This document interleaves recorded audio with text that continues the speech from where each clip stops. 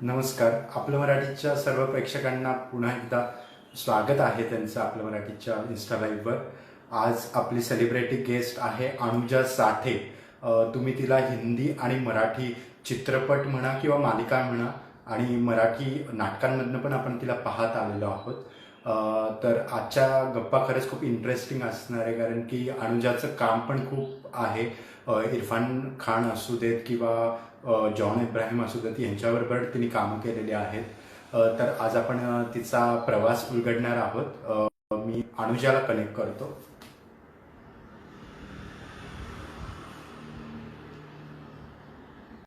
Connect करत आहोत.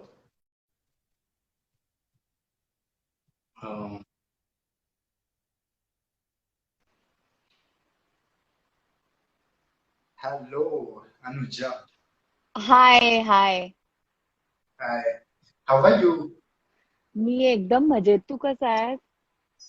मी पण मस्त. सॉरी, मला माझ्या अनुजा, माझा आवाज तुला क्लिअरली ऐकू येतोय? हो, येतं. मला थोडस आय गेस नेटवर्कचं ब्लर दिसतेस तू थोडीशी. माझ्याकडे थोडासा बट प्रॉब्लेम आहे नेटवर्कचा. Okay, no problem. म्हणूनच आपण ऍक्च्युली मला स्टार्ट एवढा करूया. वेळ कनेक्ट करता येत नव्हतं. आता दिसतीये का मी? हो हो, दिसतेस, तुम्हाला दिसतेस, काही इश्यू नाही. ओके. Okay okay. ओके. तर आपण आता गप्पांना स्टार्ट करूयात. हो. सगळ्यात पहिला क्वेश्चन, काय करतेस क्वारंटाईन मध्ये? 2 महिने झालेत आता क्वारंटाईन मध्ये आहोत आपण. आ सो एवढं घरात बसायची सवय नाहीये, काही न करता ऍक्च्युली. तर जेव्हा मार्च मध्ये लॉकडाऊन सुरू झाला आपल्याकडे, तेव्हा ओके. पहिला महिना खरं तर खूप सुखात गेला, कारण की एवढा वेळ स्वतःसाठी नाही मिळत आम्हाला, जेव्हा आम्ही खूप कामात करेक्ट. बिझी असतो करेक्ट. तेव्हा, किंवा फॅमिली बरोबर मिळत नाही वेळ. सो पहिला महिना राईट. अ, खरंच खूप चांगला गेला. पण मग त्याच्यानंतर असं व्हायला लागलं, की आता आपल्याकडे खूप वेळ आहे, तर आपण काहीतरी वेगळं वेगळं प्रयत्न करत राहायला पाहिजे, काहीतरी वेगळं करायला पाहिजे, स्वतःला बिझी ठेवायला पाहिजे. कारण की आय करेक्ट. थिंक हा सगळ्यात खूप डिफिकल्ट काळ सगळ्यांसाठीच आहे, फक्त माझ्यासाठी किंवा आहे. तुझ्यासाठी असं नाही. सो मग हळूहळू अनेक जे फिल्म्स बघायच्या राहिल्या होत्या, ज्या सीरीज बघायच्या राहिल्या होत्या, ते बिंज वॉचिंग सुरू झालं. काही काही नवीन खायचे पदार्थ करून बघायला सुरुवात झाली. वा. एक्सरसाइज आपला आपला आपण विदाउट ट्रेनर घरातल्या घरात जेवढं शक्य आहे तेवढं असं सगळं करायची सुरुवात झाली. आणि अजूनही ते आम्ही आता कंटिन्यू करतोय. सो असं ओके. आहे, असं रुटीन एक एक सेट झालं. आपलं आपणच काहीतरी फिगर आउट करणं, काहीतरी शोधणं, नवीन नवीन करणं. करेक्ट. करेक्ट. सौरभने काही नवीन पदार्थ करून खाऊ घातला की नाही? नवीन असंच नाही, पण म्हणजे त्याला आवड आहे माझ्यापेक्षा जास्त, त्याला कुकिंगची आवड आहे. त्यामुळे तो काही ना काहीतरी करतच असतो सतत. आणि नॉट ओन्ली लॉकडाऊन, पण तो इन जनरलच खूप काही करत असतो. त्यामुळे ऍक्च्युली वेगळं झालं हे, की मला किचनमध्ये पाऊल टाकायला आवडत नाही एरवी, पण मी खूप गोष्टी केल्या. So okay. म्हणजे ज्या युजली आपण असं जनरल उठलो आणि आज आपण जेवायला हे करू, असं असं जे होत नाही, त्या गोष्टी आम्ही घरातल्या घरात खूप ट्राय आउट करायचा प्रयत्न केला. ओके. अनुजा, आता जसं तू वेब सिरीज म्हणालीस, वेब सिरीज बघतीये. रिसेंटली तुझी वेब सिरीज आली, एक ती बेगम. हो. तर मला त्याची ओव्हरऑल प्रोसेस काय होती आणि तो रोल तुला कसा मिळाला त्याच्याबाबतीत थोडं सांग. सो कसा मिळाला म्हणजे, सचिन दरेकर जो आमचा दिग्दर्शक आणि लेखक आहे एक थी बेगमचा, राईट. त्यांनी मला फोन केला की आम्ही एक वेब सिरीज करतो आहोत आणि त्याबद्दल तुझ्याशी बोलायचं आहे, आपण एक मीटिंग ओके. करूया. आणि मी ओके. ऑफिसला गेले आणि मी त्याच्याशी बोलले. त्यांनी मला सगळं ऐकवलं की काय पद्धतीचं हे असणार आहे, किंवा कारण की तेव्हा त्यांचं स्क्रिप्टिंगचं काम ऑलमोस्ट सगळं झालेलं होतं आणि सांग. प्री प्रोडक्शनच्या ह्याच्यात होते. त्यामुळे स्टेज. त्यांनी मला अख्खी स्टोरी ऐकवली. माझं काय नक्की कॉन्ट्रीब्युशन असणार आहे किंवा काय हे सगळं सांगितलं. आणि जेव्हा मी स्टोरी ऐकली, आता मोस्ट ऑफ तुमच्या सगळ्यांपैकी तुम्ही बघितलेली असेलच एक थी बेगम, त्यामुळे जेव्हा मी कथा ऐकली तेव्हा नाही म्हणण्यासारखं काहीच नव्हतं, कारण की इतकं स्ट्रॉंग कॅरेक्टर, इतका सेंट्रल रोल आणि इतकं इतकी चांगली बांधलेली कथा ही राईट. तुम्हाला दरवेळेलाच तुमच्या वाट्याला येईल असं नाही. सो एकदा ते ऐकल्यानंतर नाही म्हणायचा प्रश्नच नव्हता आणि मी त्याला लगेचच होकार कळवून टाकला की हो, मला हे करायचंय. आणि ऍक्च्युली मला म्हणजे मी खूप हे म्हणेन काय, ग्रेटफुल आहे त्या अख्ख्या टीमसाठी की त्यांना असं वाटलं की मी हे माझ्या खांद्यांवरती मला झेपेल किंवा मी हे कॅरी करू शकते अख्खी वेब सिरीज. सो मजा आली. आणि ओव्हरऑल जेव्हा आम्ही प्रोसेसला सुरुवात केली तेव्हा आम्ही इनिशियली आधी खूप रीडिंग्स केली. मला काय वाटतंय, दिग्दर्शकाचं काय म्हणणं आहे, आम्ही दोघं एका पेजवरती असणं खूप गरजेचं होतं. दिग्दर्शकाची विजन काय आहे ते माहिती असणं मला ऍज अन ऍक्टर मला गरजेचं होतं. सो ही प्रोसेस होती त्याच्यासाठी. म्हणजे आम्ही सतत चर्चा करायचो की हा सीन असा आहे का, मग काय विचार प्रक्रिया असेल त्या कॅरेक्टरची, किंवा मी माझा होमवर्क म्हणून त्याची बॅक स्टोरी लिहायचे कायम, किंवा लेखकाने जे लिहिलंय ते फक्त डायलॉग्स असा विचार न करता त्याच्या मागे काय विचार आहे, त्या कॅरेक्टरचा काय विचार आहे हे मी लिहून काढायचे. थोडक्यात बिटवीन द लाईन्स मी लिहून काढायचे प्रत्येक सीनचे. सो अशी ती प्रोसेस होती. आणि बऱ्यापैकी अवघड आणि टाइम टेकिंग प्रोसेस होती रादर. ओके.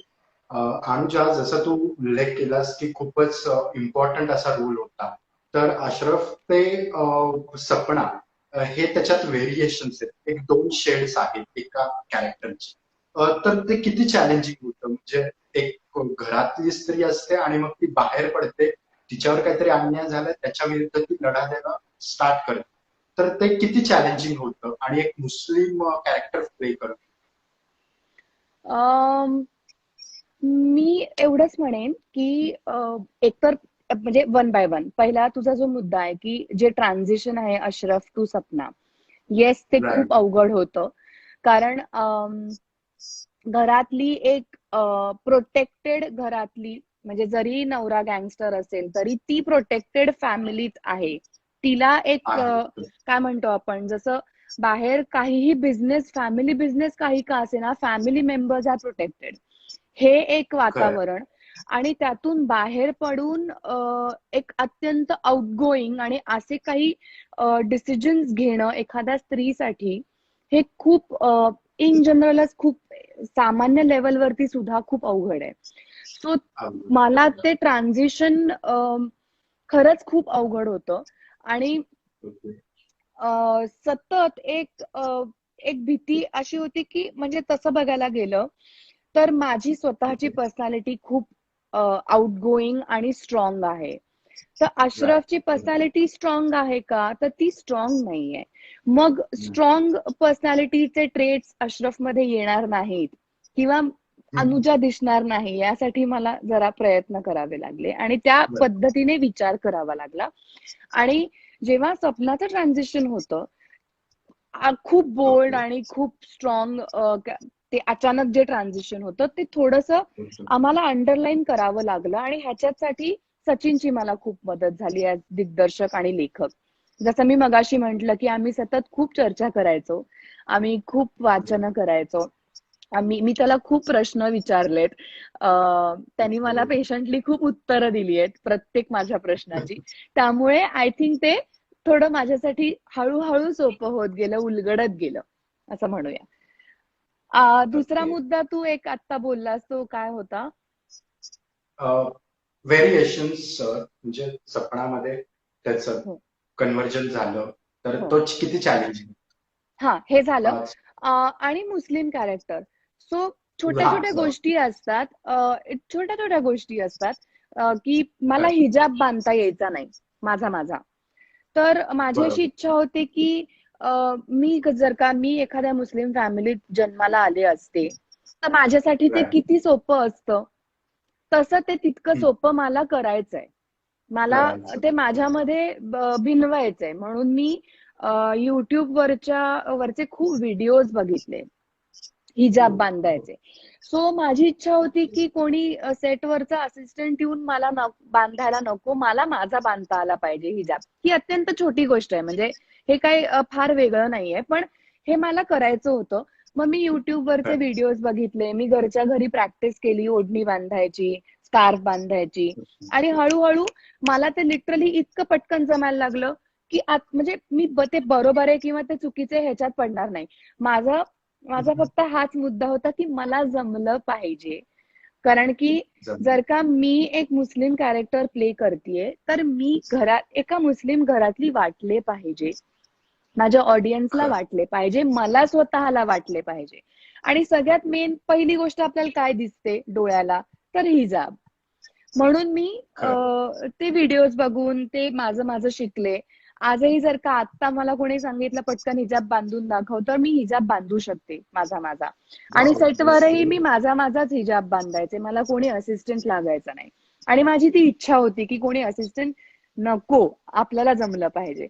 सो ते एक एक प्रयत्न मी केला की माझ्यासाठी म्हणून.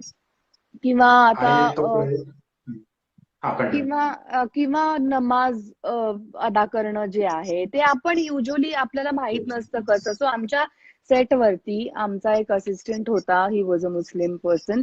सो त्यांनी मला ते शिकवलं आणि मला खूप मजा आली, कारण की आपण जे करत नाही युजली, आपल्याला माहित नसतं, आपल्याला असं वाटतं की हा हे किती सोपं आहे, पण ते खरं तर खूप अवघड असतं. फिजिकली ते करणं खूप अवघड असतं, आणि हे तुम्हाला तेव्हाच रिअलाइज होतं जेव्हा तुम्ही स्वतःहून त्या गोष्टी करता.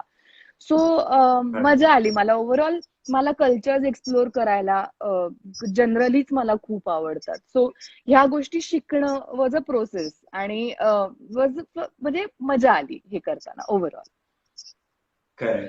आणि अनुजा, जसं तू एवढं कष्ट केले त्या एका कॅरेक्टरसाठी, तर ते लोकांना आवडले. 100 मिलियन प्लस व्ह्यूज आहेत तुझ्या वेब सिरीजला. तर लोकांनी एक प्रकारे तुला त्याचं हे दिलेलं आहे, पॉझिटिव्ह अप्रोच दिलेला आहे.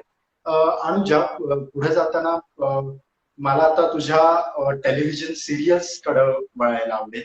आपल्याला बरेच क्वेश्चन्स येत आहेत इरफानच्या रिलेटेड पण, इरफान खानच्या रिलेटेड पण. आपण सगळे कन्सिडर करणार आहोत.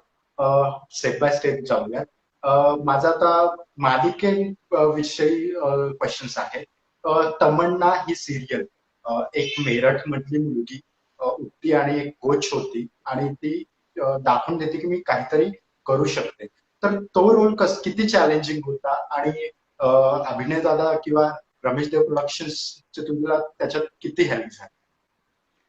सो खूप अवघड होतं ते अख्खच, आणि मला खूप फिजिकली खूप कष्ट होते त्या एका पर्टिक्युलर ते कॅरेक्टर प्ले करताना. कारण की क्रिकेट, मुळात मी कधीही हातात क्रिकेटची बॅट धरलेली नव्हती, अपार्ट फ्रॉम अरे जे आपण गल्लीत खेळतो. म्हणजे माझी बॅट मी कॅप्टन, हे एक लहानपणीचं आपलं असतं.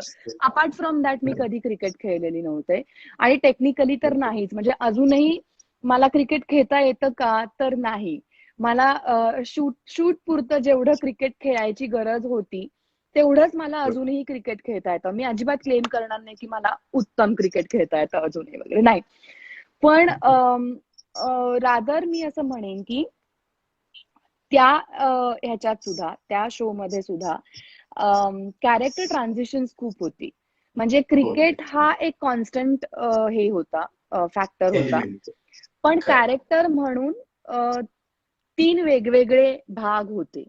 कारण की पहिल्या फेज मध्ये जिथे लग्न झालेलं नाहीये, ती एक फेज होती लहानपणीची आणि टीनेज मधली, आणि वडिलांवरती किती वडील कसे क्रिकेट शिकवतात आणि काय.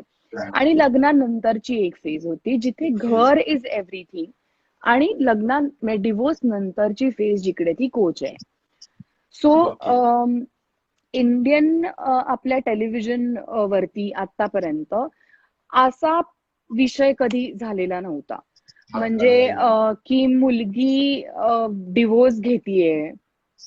आपल्याकडे अजूनही आपल्या सोसायटीमध्ये एखाद्या मुलीने डिवोर्स घेणं हा खूप मोठा टॅबू आहे. सो तो तो टॅबू ब्रेक करून डिवोर्स घेऊन ती एकटी आपल्या घरच्यांच्या सपोर्टनी पहिल्यांदा जामनगरमध्ये आहे, जामनगरमधनं ती मुंबईला जाते, मुंबईतून ती मेरठला जाते. मुळात हे सुद्धा खूप मोठे टॅबूज आहेत की आज घरातनं एक मुलगी बाहेर पडते. आता आपल्याकडे ते थोडं थोडं थोडं थोडं नॉर्मलाइज होत आहे की बाहेरच्या देशातही अनेक मुली शिकायला जातात किंवा काय. पण नॉर्मल छोट्या घरांमध्ये अजूनही हा खूप मोठा टॅबू आहे की बापरे, एवढ्या लांब कशी जाणार एक मुलगी, आपल्या घरातली मुलगी एकटी राहणार तिथे जाऊन. सो आणि प्लस सोशल नॉर्म्स आणि सोशल ऑब्स्टॅकल्स पण खूप असतात. सो बेसिकली ओव्हरऑलच तो शो खूप पॉवरफुल होता, ते कॅरेक्टर खूप पॉवरफुल होतं. RDP च्या कडून मला खूप मदत ऑफकोर्स होती की क्रिकेटचं प्रशिक्षण किंवा माझ्या हिंदीवरती काम करायला म्हणून त्यांनी म्हणजे प्रोडक्शनच्या थ्रू माझ्यासाठी एक ट्युटर नेमला होता जे मला हिंदी प्रोनाउन्सिएशन शिकवायचे. सो असे असे अनेक ऑफकोर्स म्हणजे it has been very supportive of course. Okay. Going forward, Bajirao Peshwa ही मालिका तू करत होतीस, तर त्याच्यातलं पण एक कॅरेक्टर म्हणजे बाजीराव पेशवा असू दे किंवा झांसी की राणी असू, याच्यात एक तो ट्रॅडिशनल अटायर घालायचा आणि मध्ये आम्ही तुझे फोटोज पण पाहिले, ते व्हायरल झालेले हॉर्सवर घोड्यावर बसून फोटोज होते काही. तर ते किती चॅलेंजिंग असतं आणि नुसतं तुम्ही करायचं नाही तर तुम्हाला कॅमेऱ्याला पण फेस करायचंय ऍट द सेम टाइम. तर ते किती चॅलेंजिंग असतं ते जर आम्हाला सांग.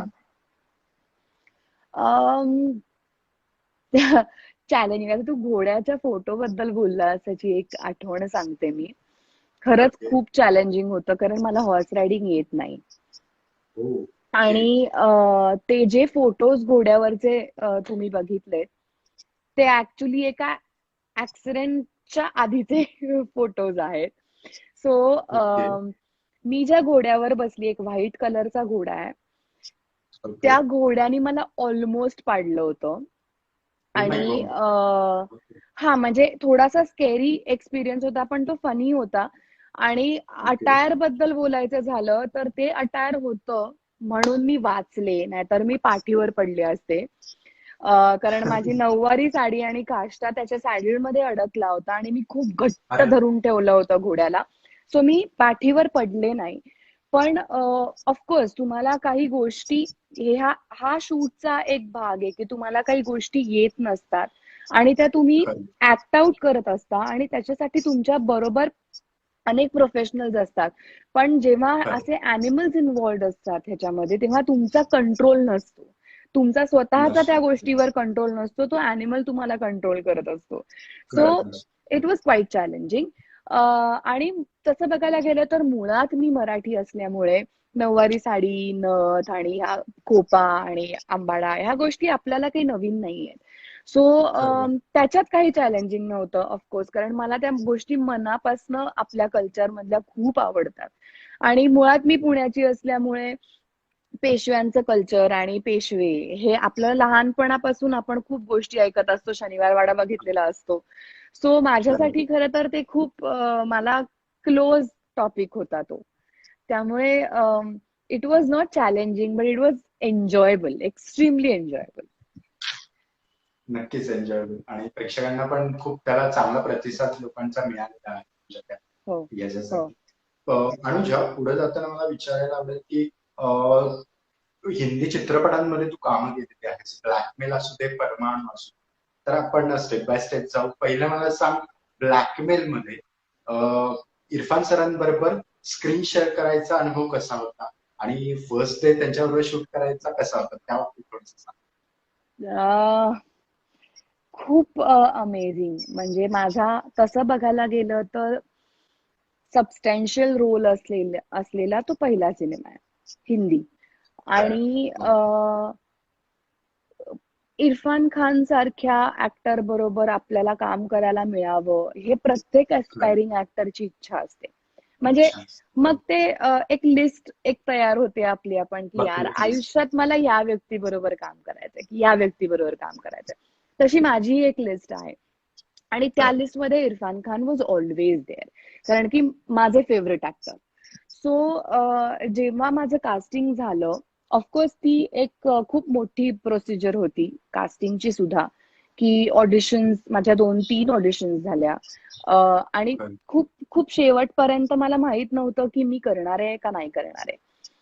सो जेव्हा मला कळलं की मी करतीये, तेव्हा मला खूप आनंद झाला ऑफकोर्स. आणि ऍट द सेम टाइम मला एक प्रेशर जाणवलं की ओके, आता आपल्याला काहीतरी एक आपल्याला कास्ट केलेलं आहे, या व्यक्तीच्या समोर उभं राहायला आपला इम्पॉर्टंट रोल आहे.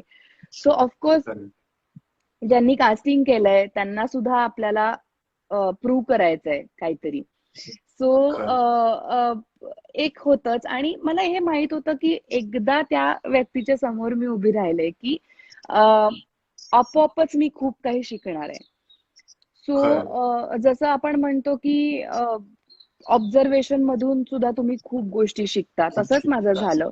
सो जेव्हा जेव्हा मी त्यांच्या बरोबर माझा शॉट नाहीये किंवा त्यांचे क्लोजअप लागले, तेव्हा सुद्धा मी मॉनिटर समोर बसून असायची. मी बघत असायची की ही व्यक्ती नक्की काय करते, हे काय रसायन आहे एक वेगळंच. आणि खूप खूप म्हटलं ना की खूप अमेझिंग अनुभव होता, कारण की त्यांच्या समोर उभं राहून सुद्धा मी खूप शिकले, त्यांच्या समोर नसताना सुद्धा मी खूप काही शिकले. सो खूप म्हणजे मला खूप काही मिळालं त्या प्रोजेक्ट मधून. सो आणि जाता म्हणजे खरंच अनफॉर्च्युनेट गोष्ट आहे की ते आपल्यात आज नाहीये, पण त्यांनी त्यांच्याबरोबर काम करणाऱ्या कलाकारांना खूप काही गोष्टी दिलेल्या आहेत आणि त्याचंच एक उत्तम उदाहरण तू आहेस असं म्हणता येईल. थँक्यू. अनुजा, गोइंग फॉरवर्ड, सिने प्ले जी जी कन्सेप्ट आहे, त्याच्यावर निखिल महाजन सारखा एक डिरेक्टर, त्यांनी सखाराम बाईंडर, सचिन तेंडुलकर, सचिन तेंडुलकरांची संहिता त्यांनी हिंदीत आणली आणि त्याच्यात तू काम केलं, तर तो अनुभव कसा होता? खूपच अमेझिंग. आता आपण असं जेव्हा म्हणतो ना की आपल्या काही खूप घट्ट इच्छा असतात की ह्या गोष्टी मला आयुष्यात करायच्या आहेत, तसं तेंडुलकरांचं सखाराम बाइंडर मला कधीतरी करायला मिळावं आणि एस्पेशली लक्ष्मी करायला मिळावी, ही माझी खूप वर्षांपासूनची इच्छा होती. अगदी जेव्हा मी पहिल्यांदा सखाराम वाचलं तेव्हापासून की यार हे कधीतरी आपल्याला करायचंय, हे कॅरेक्टर आपल्याला करायचंय. So again I was very happy की निखिलनी मला कॉन्टॅक्ट केला की मी असं असं करतोय आणि लक्ष्मी तू करशील का. अगेन नाही म्हणायचा प्रश्नच नव्हता, कारण हे मला पहिल्यापासून कधीतरी हे करायचंच होतं. सो एकतर इतकं आयकॉनिक नाटक, त्यातून ते हिंदीत तो अडॅप्ट करत होता. आणि सिनेप्ले म्हणजे नंदिता दासची ऍक्च्युली ती कंपनी आहे सिटॉक नावाची. सो हे पुन्हा आपल्याला करायला मिळतंय, ह्याच्यातच मला खूप आनंद होता ऍक्च्युली. आणि लक्ष्मीच्या कॅरेक्टरला खूप लेयर्स आहेत, खूप पदर आहेत. आणि Lakshmi is the most complicated character अख्ख्या नाटकात. सो अगेन ते फाइंड आउट करताना निखिल बरोबर चर्चा झाली खूप की असं असू शकेल का, तसं असू शकेल का, काय वाटतं. आणि मग ती लक्ष्मी करायला म्हणजे उभी केली आम्ही सगळ्यांनी मिळून. ओके. अनुजा, आपल्याला प्रश्न येत आहेत. नकुल म्हणून आहे, हिंदी आहे आय गेस. तो म्हणतोय मॅडम को बहुत ऍटिट्यूड है, रिप्लाय नाही कर रही. तर त्याला एक फक्त रिप्लाय कर, म्हणजे त्याचा एक गैरसमज दूर होईल. हाय एक ती नकुल. बेगम कब आने वाला है, असा त्याचा प्रश्न. Okay Nakul, I'm sorry, but I'm not able to see everybody's comments here since I'm continuously talking. तो सीजन 2 कब आएगा, जब ये लॉकडाउन खत्म होके शूटिंग शुरू हो जाएगा.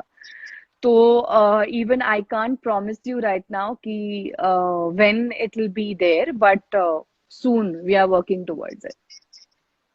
ओके. अजून एक प्रश्न होता. जॉन इब्राहिम यांच्याबरोबर काम करायचा अनुभव कसा होता? मला कोणीतरी विचारते मेहुल बद्दल सांग ना काहीतरी. ओके. हा, आय गेस हा आदित्य आहे. तर सो त्याच्याबद्दल मेहुल बद्दल सांग. he is my best friend, and he is actually would be of my best friend, so he's like a family. Okay. Ankit बरोबर काम करायचा अनुभव कसा होता? हा एक प्रश्न येऊन गेला होता आपल्याला. खूप छान. अंकित ऍक्च्युली अगेन माझ्या एका खूप चांगल्या मैत्रिणीचा नवरा आहे. सो आम्ही म्हणजे एकमेकांना ओळखत होतो, पण काम पहिल्यांदा केलं ओके. एकत्र. खूप चिल आणि खूप खूप चांगला माणूस आहे, आणि त्याच्याबरोबर काम करताना मला खूप मजा आली. So yes, that's it. He is a very good person. तो अजून एक प्रश्न होता आपल्याला की जॉन इब्राहिम सरांबरोबर काम करायचा एक्सपिरियन्स कसा होता? खूप सुलेखा म्हणून अमेझिंग. कोणतरी होती. खूप अमेझिंग. त्याच्याबद्दल थोडंसं सांग. हा, so again he is a very very very nice hearted person. आणि तो त्याचे असे म्हणजे मला कुठेही असं वाटलं नाही की अरे आपण एका सुपरस्टारच्या समोर आहोत. तो इतका साधा आहे. आणि आम्ही जेव्हा रिहर्सल्स केल्या, आम्ही रीडिंग्स केली, आम्ही सेटवरती एकत्र होतो. He is a very very punctual person. Okay. आणि म्हणजे 1 मिनिट त्याची वेळ इकडे तिकडे चुकत नाही. कधी कधी आपल्यालाच खूप टेन्शन येतं की मुंबईच्या ट्रॅफिकमध्ये आपणच 2 मिनिटं, 5 मिनिटं, 10 मिनिटं उशिरा पोचलो तर काय, असं होतं. सो व्हेरी सिन्सिअर पर्सन आणि बिग हार्टेड मॅन. आणि म्हणजे खरंच परमाणू इज अ काय म्हणतो आपण, एक खूप चांगला एक्सपिरियन्स माझा आयुष्यातला आहे, जो मी खरंच आयुष्यभर चेरिश करेन. नक्कीच. अनुजा, तुझ्या आयुष्यातला टर्निंग पॉइंट कुठला होता की रोल कॅरेक्टर करिअरच्या प्रॉस्पेक्टिव्हली टर्निंग पॉइंट कुठला होता? तमन्ना. तमन्ना. ओके. खूप काही शिकून गेले तमन्ना. नक्कीच, नक्कीच. आणि माझा तो पहिला हिंदी शो होता आणि स्टार प्लस सारखा चॅनल होता. सो अगदीच म्हणजे तमन्ना. ओके. आपल्याला एक अजून प्रश्न येऊन गेलता. लगोरी बाबतीत आम्हाला जरा सांग ना, गमती जमती 5 मुलींची गोष्ट त्याच्यावर. हम्म, काय आम्ही खूप मजा केली आहे लगोरीला.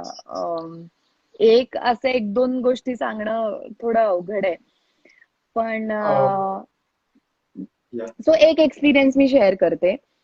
जेव्हा ओके. आम्ही जस्ट लगोरीचं कास्टिंग झालेलं होतं आणि एक ऑफिशियल मीटिंग होती आमची ऑफिसमध्ये एंडेमॉलच्या, की असं असं आता तुम्ही ह्या 5 लीड आहात.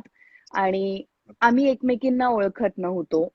आम्ही सगळ्या अशा म्हणजे आमचे प्रोड्युसर, आमचे डिरेक्टर, लेखक सगळे बसले होते समोर, आणि असा एक राऊंड करून आम्ही बसलो होतो की ओके. म्हणजे ही रेश्मा शिंदे, ही अभिज्ञा भावे, ही अनुजा साठे, अशा ओळखी सुरू होत्या, ही दीप्ती लेले. आणि अशा राऊंड ह्याच्यात आम्ही बसलो होतो. आणि तेव्हा आम्हाला आमच्या प्रोड्युसर आणि डिरेक्टरनी असं सांगितलं की हे बघा, माझी सिन्सिअर रिक्वेस्ट आहे की तुम्ही एक मैत्रीचा शो करता आहात. म्हणजे तुम्ही you are suppose to be best friends. तर तुम्ही आता आपलं शूटिंग अजून सुरू व्हायचं आहे, आपल्या काही रीडिंग्स वगैरे होतील, तर तुम्ही बॉन्ड व्हा एकमेकींशी. आणि गप्पा मारा, एकमेकींना फोन करा, बाहेर भेटा, कॉफी प्या, काहीही करा, पण एकमेकींशी बॉन्ड व्हा. कारण की जर का तुमच्यात प्रॉब्लेम्स असतील तर ते नको आहे, कारण की आपली बेस्ट फ्रेंड्सची सिरियल आहे. म्हणजे त्यांची माफक अपेक्षा अशी होती की तुम्ही अगदी बेस्ट फ्रेंड्स नका होऊ, पण चांगलं बॉन्ड व्हा. खरं. आणि कारण एक एक असा एक नोशन असतो ना की मुली एकमेकींच्या इंडस्ट्रीमध्ये बेस्ट फ्रेंड्स असू शकत नाही. सो त्या अँगलनी एक आम्हाला एक छोटस एक पेप टॉक झाला आमचा. आणि त्यानंतर माहित नाही आम्ही कशा बॉन्ड झालो किंवा काय काय झालं, पण त्याच्यानंतर आम्ही इतक्या घट्ट बॉन्ड झालो की आम्हाला असं झालं की अगं बास, आता बास. म्हणजे आम्ही फक्त एवढंच सांगत होतो की तुम्ही बॉन्ड व्हा, पण तुम्ही काय करताय, बास. इतकं ते कॉन्ट्रास्ट हे झालं. आणि आम्ही अजूनही टच मध्ये आहोत. आणि अभिज्ञा किंवा रेश्मा एस्पेशली तर आम्ही तिघी तर खूपच घट्ट अजूनही आहोत. आणि 5 वर्ष झाली लगोरीला. सो आम्ही सगळं एकत्र केलंय 5 जणींनी. आम्ही जेवायचो एकत्र, आम्ही कुठे बाहेर जायचं असेल तर आम्ही जायचो एकत्र, आम्ही खूप पिक्चर एकत्र बघितलेत, सेटवरती खूप गोष्टी एकत्र केल्या आहेत. सो मला आठवत आहे की आम्हाला वेगवेगळ्या मेकअप रूम्स होत्या, पण आम्ही एकाच मेकअप रूम मध्ये असायचो. आणि इमॅजिन की छोट्या मेकअप रूम मध्ये 5 जणी एकत्र बसतायत, एकत्र खातायत, एकत्र म्हणजे सगळं एकत्र करतायत. मेकअप आर्टिस्टचं पूर्ण हाल. हाल हाल. सो आणि आमच्यात खूप सुंदर अंडरस्टँडिंग होतं. म्हणजे कुठे समजा मला उशीर झाला, आज माझा पहिला सीन आहे आणि मला पोचायला उशीर झाला समजा, आणि कोणीतरी ऑलरेडी मेकअपला बसलंय, तर ती म्हणजे समजा मी बसलीये किंवा ज्ञानदा बसलीये आणि अभिज्ञाला उशीर झाला, तर आम्ही म्हणायचो की हा ठीक आहे, तुझा पहिला सीन आहे, मी उठते, मला नंतर केलं तरी चालेल, तू पहिला मेकअप करून घे. सो हे आमच्यातलं अंडरस्टँडिंग खूप होतं आणि अजूनही ते अंडरस्टँडिंग आहे. खरंच. आणि अभिज्ञा एक चांगली मैत्रीण तुला तिथून मिळाली लगोरीतनं. तर मला सांग की अभिज्ञाकडनं एखादी गोष्ट तू शिकली असेल तर ती काय? बापरे, अभिज्ञाकडनं शिकले म्हणजे एकतर अजून शिकले नाहीये, पण मला तो गुण माझ्यात आत्मसात करावासा वाटतो. She is an extremely positive person. आणि एक्स्ट्रीमली पॉझिटिव्ह. आणि युजली ती कोणाच बद्दल तिची मतं वाईट करून घेत नाही. She sees positive thing in everybody. आणि आय थिंक हा खूप चांगला गुण आहे. आणि कधी कधी आम्ही तिला सांगतो की तू इतकं चांगलं नको वागूस, म्हणजे जग इतकं चांगलं नसतं प्रत्येक वेळेला. म्हणजे तो तिचा डिसएडव्हान्टेज पण आहे आणि ऍडव्हान्टेज पण आहे. So this is something I would really like to learn from her. आणि माझा मेकअप करायला शिकले मी अभिज्ञामुळे. येस, तिने मला नक्कीच काही गोष्टी शिकवल्यात. Yes, definitely. आणि सौरभ कडनं काय शिकले? फिटनेस बद्दलची सिन्सिअरिटी. खरंच. अनुजा, आता लॉकडाऊन कोरोनामुळे ह्यावेळेस गणेशोत्सव तेवढा ह्याच्यात होणार नाहीये मोठे स्वरूपात. तर तुम्ही जसं कलावंत ढोल पथकातून तू असतेस पार्टिसिपेट, ऍक्टिव्ह पार्टिसिपेंट आहेस. तर आता तू ते मिस करणार आहेस, तर काय वाटतं तुला की त्याच्याऐवजी काय एक वेगळं सोल्युशन म्हणून तू काय करणार आहेस? मी करेन, ऑफकोर्स मी मिस करेन, पण माझ्या काय म्हणतो आपण, सोसायटीच्या प्रोटेक्शन पुढे त्याची काही फार हे नाहीये. म्हणजे ठीक आहे, 1 वर्ष नाही मी ढोल वाजवला किंवा कोणी ढोल वाजवला आणि गर्दी झाली 1 वर्ष गणपतीला, तर काहीही बिघडत नाहीये. हे जेन्युइनली माझं मत आहे. जोपर्यंत आपल्याला आपलं सरकार सांगत नाही की आता सेफ आहे ह्या गोष्टी पुन्हा करण्यासाठी, तोपर्यंत मे बी मग 2 वर्ष जरी लागली तरी आय एम ओके. कारण की शेवटी ऍज एक छोटीशी रिस्पॉन्सिबिलिटी माझी एक सुजाण नागरिक म्हणून या समाजाला आहे की मी माझ्याकडून अशी कुठलीही गोष्ट करणार नाही ज्याने माझ्या समाजाला हानी पोचेल. So I am okay. मी नाही वाजवलं 1 वर्ष 2 वर्ष तरी मला नाही त्याचा फारसा फरक पडत. That's it. अनुजा, जशी तू अॅनिमल लव्हर आहे, नुकतीच एक केरलामध्ये एक गोष्ट घडली. एका हत्तीला अननस खाऊ घातलं. तर त्याच्या रिलेटेड तुझा काय कमेंट आहे आणि म्हणजे प्रेक्षकांना तू काय अवेअरनेस सांगू इच्छितेस, अवेअरनेस देऊ इच्छितेस? मी एवढंच म्हणेन, मला ज्या दिवशी हा हा इन्सिडेंट कळला, मी मनापासून मी स्वतः खूप डिस्टर्ब झाले होते. आणि मला खूप वाईट वाटलं की जर का कोणी जेन्युइनली हे मुद्दामून केलं असेल तर ही काय मानसिकता आहे. केवळ मुका प्राणी आहे, बोलू शकत नाही म्हणून ओव्हर पॉवर करण्याचा हा प्रयत्न आहे का? का नेचरला तुम्ही हे दाखवून देताय माणूस सर्वात ग्रेट आहे? आय डोंट नो काय काय आहे. पण अशी ही थिअरी आहे की शेतांमध्ये प्राणी घुसून शेताची नासधूस करतात म्हणून अनेकदा पिकं वाचवायला म्हणून अशा गोष्टी केल्या जातात आणि त्या मुद्दामून नाही, त्या ठेवलेल्या असतात, प्राणी ते खातात.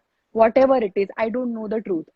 पण जर का हे मुद्दामून झालेलं असेल तर मला माणसांना एक माणूस म्हणून मला माणसाला हे सांगावंसं वाटतं की तुम्ही एक ग्रेटेस्ट पॉवर नाही आहात. Mother nature is the greatest power. आणि आज कदाचित आपली आपली जी दुष्कृत्य आहेत माणूस म्हणून, त्याचा परिणाम म्हणून आज आपल्याला खूप गोष्टी भोगाव्या लागतात. आणि what goes around comes around, एवढंच लक्षात ठेवा. आणि प्राणी किंवा नेचर ह्याचा आपण एक भाग आहोत आणि वी शुड लर्न टू को exist and not over power. That's it. नक्कीच, नक्कीच. अनुजा, तू आज आमच्या प्लॅटफॉर्मवर आलीस, एवढ्या मनमोकळेपणाने गप्पा मारल्यास. Thank you so much. तुझ्या अपकमिंग प्रोजेक्ट साठी तुला खूप साऱ्या शुभेच्छा. थँक्यू. आणि असं उत्तम उत्तम काम करत राहा. Thank you so much Chinmay. Thank you. Have a nice day. Bye. You too. Bye. आणि आता सगळ्यांना फक्त जे इथे इथे आहेत आता हे लाईव्ह बघतात, मला फक्त एकच सांगायला आवडेल की आमच्या गप्पांच्या नादात तुमच्या अनेक कॉमेंट्स मिस झाल्या असतील. तुमचे प्रश्न मोर ऑर लेस आम्ही आन्सर केलेले आहेत.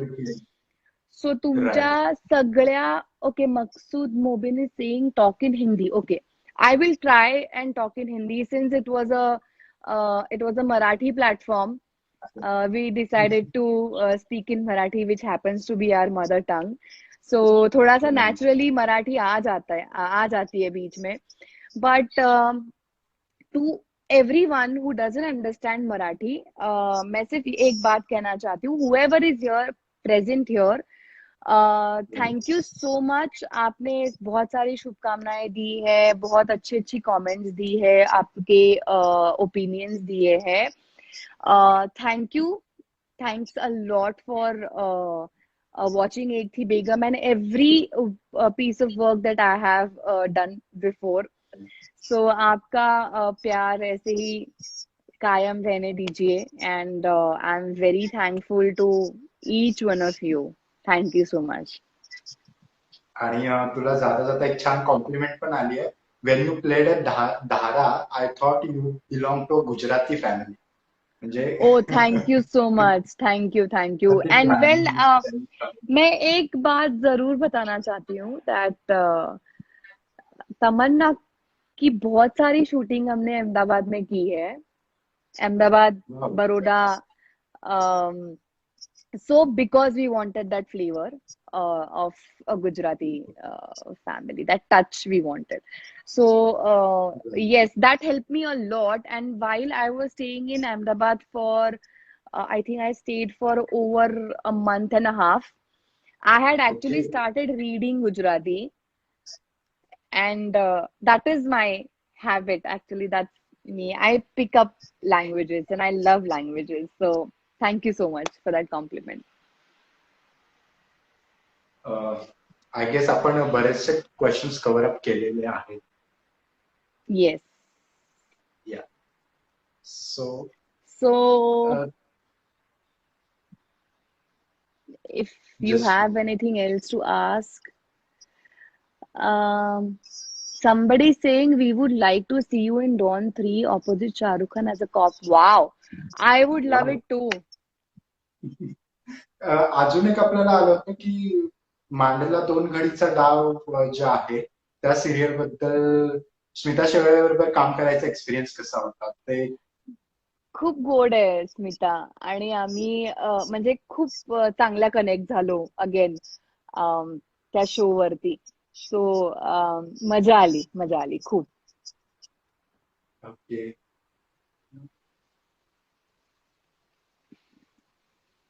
हम्म,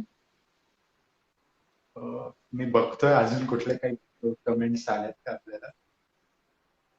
नेटवर्क इश्यूमुळे थोडस ते थोडं लॅग आहे माझ्याकडे. दिसत नाहीयेत या सगळ्या comments. Where are you planning when are you planning to come to Nashik? Kalpesh. नाशिकला ऍक्च्युली मी 2-3 महिन्यापूर्वीच नाशिकमध्ये होते. मला खूप माझी आवडती सिटी आहे नाशिक. आणि पुण्याचं आणि नाशिकचं वेदर ऑलमोस्ट सेम आहे. सो अपार्ट फ्रॉम पुणे, मला नाशिकचं वेदर खूप आवडतं. सो कधीतरी येणं होईल नक्कीच.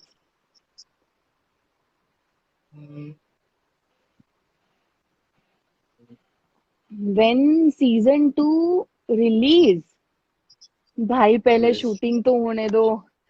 शूटिंग होगा तब होगा रिलीज.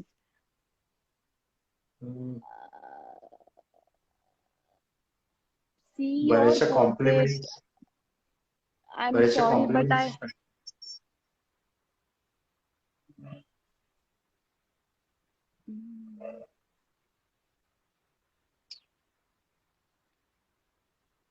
हॅलो सगळ्यांना, हाय. आणि आय थिंक चिन्मय, आपण सगळ्यांचे प्रश्न कव्हर केलेत. केलेले आहेत तेच मी बघत होतो. सगळ्यांचे प्रश्न कव्हर अप झालेले आहेत. So thank you so much Anuja, आलीस And प्लॅटफॉर्मवर परत. somebody is asking, can you share memories with John? I'm so sorry. I think you've joined a little bit later. Right. I've already shared my experiences with John. Right. एक question होता आपल्याला थोडासा वेगळा आहे. Sushant सिंगची tragedy बद्दल काय सांगायला आवडेल म्हणजे त्याच्या बाबतीत? Whew. Um, I don't know. म्हणजे हे खूप काय म्हणतो आपण, हार्ट ब्रेकिंग आहे. कारण की म्हणजे मी कधी, माझा काही संबंध आला नाही सुशांत सिंग राजपूतशी. पण चांगला ऍक्टर होता, खूप चांगला ऍक्टर होता. आणि आय थिंक मला फक्त एवढंच सांगायला आवडेल की प्रत्येकाची काही ना काहीतरी एक पर्सनल रिझन असतं इतक्या टोकाचा निर्णय घ्यायचं. सो त्याच्यावरती चर्चा चर्वण आणि कोणाची तरी चिरफाड करणं आणि मग त्याला काय त्रास होता हे आपण स्पेक्युलेट करणारे कोणी नाही आहोत. त्या व्यक्तीचं जे दुःख होतं, ती व्यक्ती ज्याच्यातून जात होती, त्याचा आपल्याला काहीच अंदाज नाहीये. सो त्याच्याबद्दल कॉमेंट करणं आणि त्याच्याबद्दल आय डोंट नो हे कितपत बरोबर आहे. सो कोण रिस्पॉन्सिबल नाही, काय करायला पाहिजे होतं, काय केलं नाही पाहिजे होतं, ह्याच्याबद्दल आता चर्चा करून आय थिंक काही फायदा नाहीये. जे झालं ते खूप वाईट झालं. आणि कोणी इतका टोकाचा निर्णय घेणंच हे मुळात खूप ट्रॅजिक आहे. सो आपण त्या व्यक्तीला एक ट्रिब्यूट द्यायला पाहिजे आणि त्याची चर्चा बंद केली पाहिजे. That's it. खरंय. आणि अनुजा, जसा हा क्वेश्चन आला त्याच्या अनुषंगानेच मला एक प्रश्न विचारायला आवडेल की तुम्ही ऍक्टर्सचं एक अनस्टेबिलिटी असते, कधी प्रोजेक्ट मिळतात कधी मग मिळत नाही. तर त्या एक डिप्रेशन नाही म्हणता येणार पण एक लो फेज असतो आयुष्यात. तर त्याला तू कसं टॅकल अप करतेस किंवा त्याला कसं फेस करतेस त्यामध्ये जरा सांग प्रेक्षकांना. ऍक्च्युली हा खूप चांगला प्रश्न आहे ऍक्च्युली चिन्मय. कारण की प्रत्येक ऍक्टर ह्या फेज मधनं जातो. खरं. म्हणजे मग आत्ताच सुरुवात केलेली असू दे किंवा खूप काम केल्यानंतरचा एक काळ येतो की जेव्हा तुम्हाला खरंच काही महिने और कित्येक वर्ष काम मिळत नाही. आणि खरं. इट्स नॉट बिकॉज काही पॉलिटिक्स आहेत किंवा काय, तुम्हाला मिळत नाही काम कधी कधी, हे घडतं. सो खरं. आय थिंक तेव्हा तुमचं डोकं शांत ठेवून पेशंटली स्वतःवर विश्वास ठेवत गोष्टी करत राहणं आणि प्रयत्न करत राहणं हे आपल्या हातात असतं. मी सुद्धा या फेज मधून गेलीये. प्रत्येक ऍक्टर या फेज मधून जातो. सो घरच्यांचा सपोर्ट असणं किंवा तुम्हाला कधी कधी फ्रस्ट्रेशन येतं, कधी कधी टेन्शन येतं, ते टेन्शन शेअर करायला लोक आपल्या आजूबाजूला असणं इज व्हेरी इम्पॉर्टंट. आणि मी खूप फॉर्च्युनेट आहे की अशी लोक माझ्या आजूबाजूला आहेत की ज्यांच्याशी मी माझं हे फ्रस्ट्रेशन शेअर करू शकते.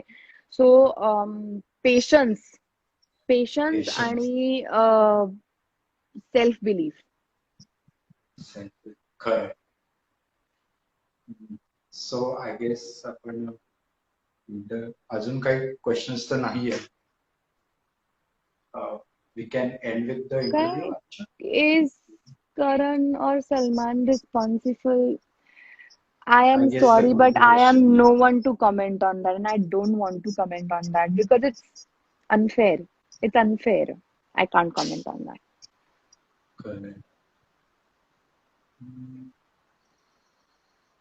हा, एक कुठला डायलॉग म्हणून दाखवू शकतेस ऐथे बेगम मधला? आपल्याला रिक्वेस्ट आली. हम्म,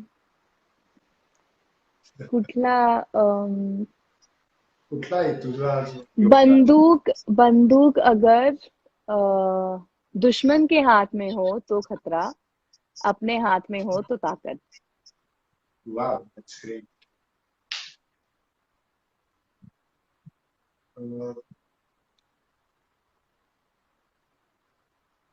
आय थिंक सो सगळं कव्हर अप केलेलं आहे. Yes. Okay. So we can कोणीतरी रॅप मला सांगताय की see your sketch. I am not able to understand where is a sketch. आणि कोण लिहितंय ऍक्च्युली. त्या कॉमेंट्स खूप हेझी आहेत, so I can't see it.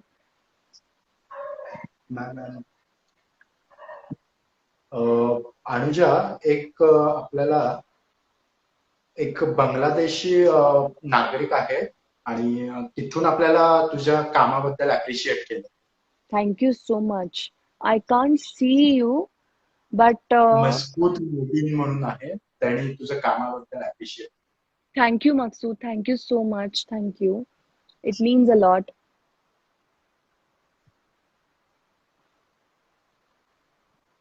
Portrait hub म्हणून काहीतरी आहे, अनुराग मेडिको 315 म्हणून आहे कोणतरी. तर portrait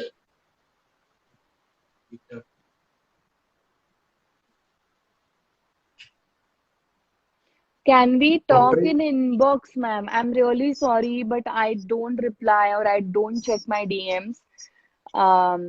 This is the best way of connecting with each other, like through lives or, because I'm sorry, I don't do that. Um, okay. Next कोणती serial, just weight. Next कौन C serial या movie आ रही है आपकी? हा एक question होता. It's in process. Actually बहुत सारी चीजें हैं जो लॉकडाउन के बाद रिज्यूम होंगी.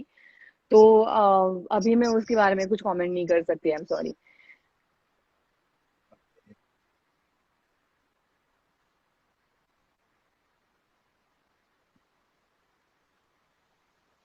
Okay, I think we are pretty much done. या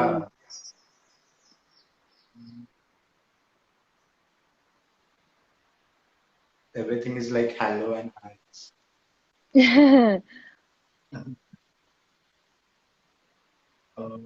जस्ट वेट अ मिनिट. हा एक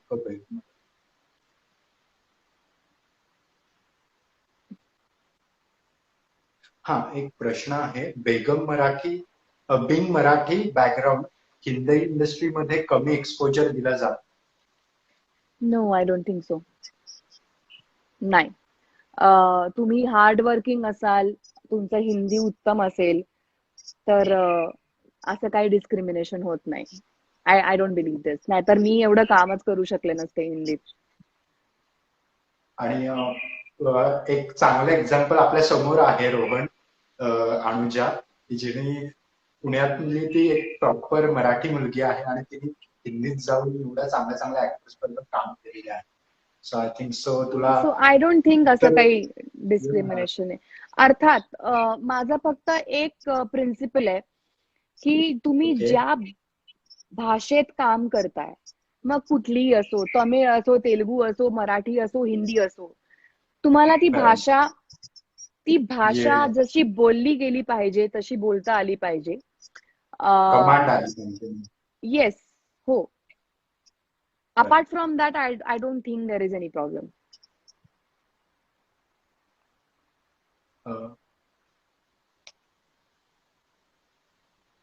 नारायणराव इन कसा युएस आहे?